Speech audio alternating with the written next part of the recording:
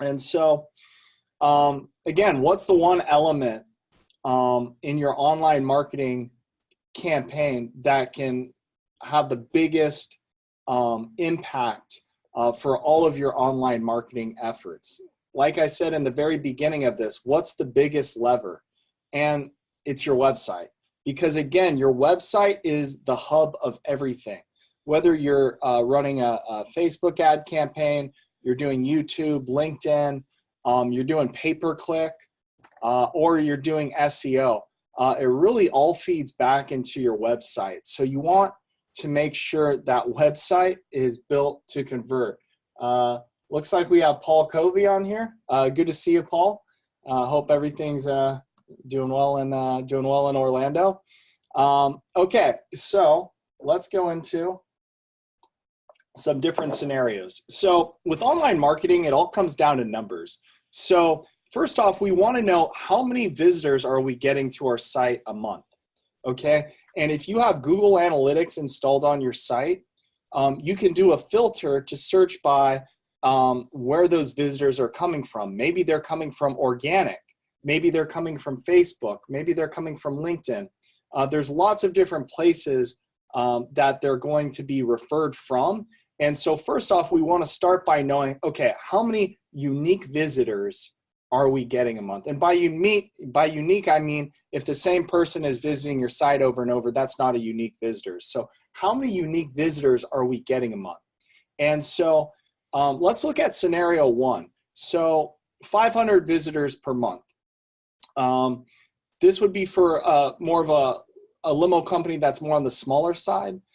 So if you're getting 500 visitors a month to your site, unique visitors, at a 10% conversion rate, that means you're getting 50 phone calls, 50 contact forms, a combination of calls and contact forms a month. And so let's pretend that out of those 50 leads, that 20% of them book. So you book 10 jobs a month. So really, you start with 500 visitors.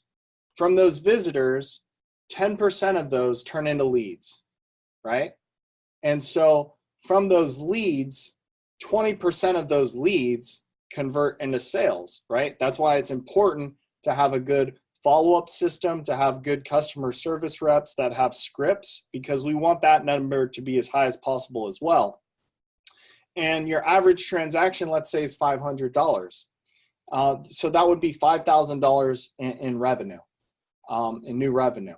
Now, let's look at scenario two. So scenario one is your average website IC that isn't built to convert, all right? That doesn't have a good conversion rate. 10% is not a good conversion rate. So in scenario two, let's pretend we have a website that has all of these boxes checked that I'm going to go into later in this webinar, the things you want to have on your website. Same number of visitors, okay? So they're not getting any more visitors than the company in scenario one.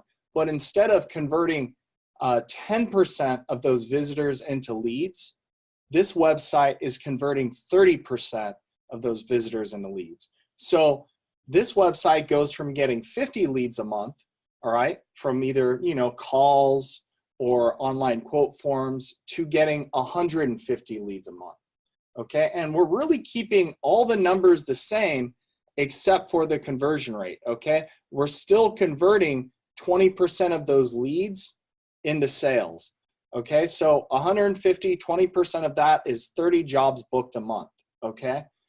Same average transaction value, which is $500. But you'll notice in scenario one, the total revenue was $5,000. Whereas in scenario two, the total revenue, well, looks like we're missing a zero, but it should be $15,000.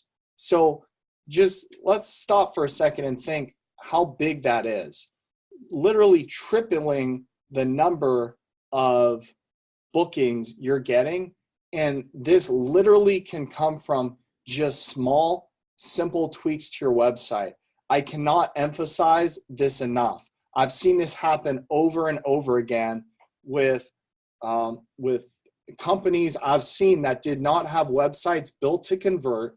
that literally overnight doubled their sales from their online marketing efforts. I'm not saying all of their sales, but just from their online marketing efforts, doubling or tripling your sales is very easy to do. You just need to know how many visitors you're getting to your site a month and how many leads that site is generating a month.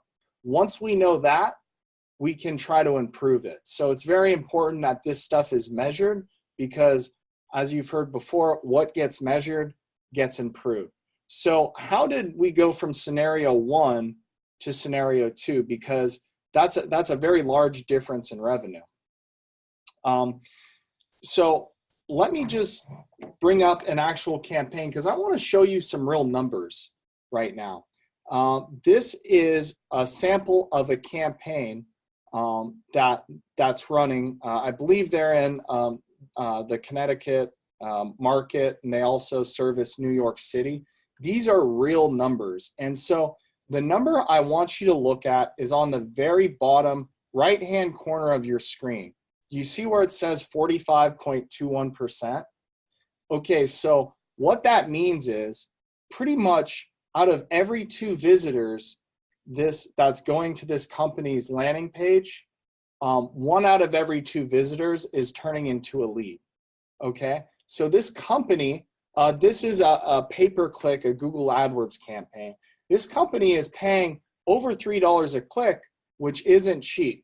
Now, a click is a visitor. So when someone clicks on your ad and go to your site, you're just paying for visitors to your site.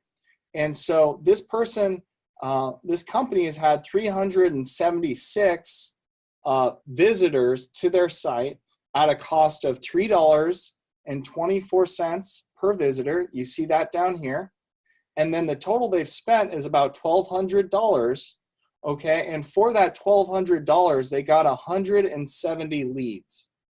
Okay, so, and they're converting at 45%. That's a very, very high conversion rate.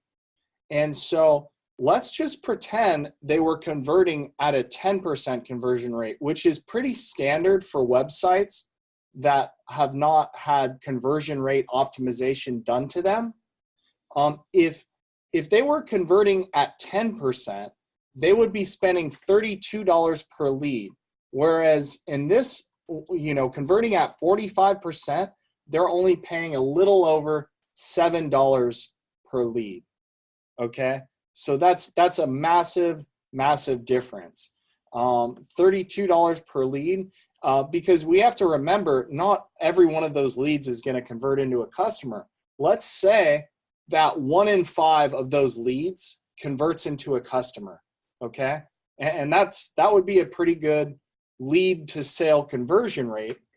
Then at $32 times 5, that would be $160 for a new client acquisition cost, right?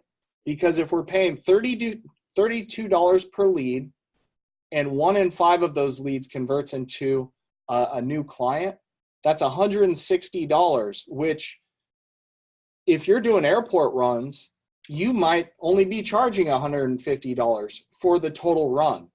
And so that's why it's so important that we get our cost per lead as low as possible. So this business is spending $7 a lead. So if they're getting 1 in 5 of those leads to convert into a customer, they just went from spending $160 to acquire a new customer to spending, what is that, about $35. So a massive difference, especially when we're talking, hundreds and hundreds of leads. That can really add up pretty quickly. Here's another scenario of an example of a business. I believe they're in the Washington, D.C., Maryland market. And I want to just point out some numbers here. You see that column that says cost right here, and it says about $2,900. I believe that was about what they spent in a month, just under $3,000, with a cost per click. So CPC just means cost per visitor. Okay, so they're paying at about $2.25 for every visitor they get to their website. Okay, and this company is converting at just under 30%. That's still very good, okay? And their cost per conversion or cost per lead, remember, a conversion is a lead. So when we say conversion rate optimization, again, we're trying to optimize for the number of visitors that turn into leads. If that's the only thing you get from this whole webinar, it would be worth it to understand that piece. And so this company is only spending just under $8 a lead. And so imagine if they had a 10% conversion rate, okay? So if this 28.92% was 10% instead, they would be spending $23 per lead, right? Because again, they're spending $2.25 per visitor to their site. If only 1 in 10 visitors converted into a lead, then they'd be spending $23 per lead. Now, again, if they close 1 in 5 of those leads, they're spending over $100 to acquire a new client. And again, that's why this is so important, because if we can get down our cost for what we pay to acquire a new client, that's going to make us a whole lot more profitable, because your client acquisition cost can be one of the greatest expenses in your business. So getting that cost down by some really simple manipulations to your website is very, very worth it.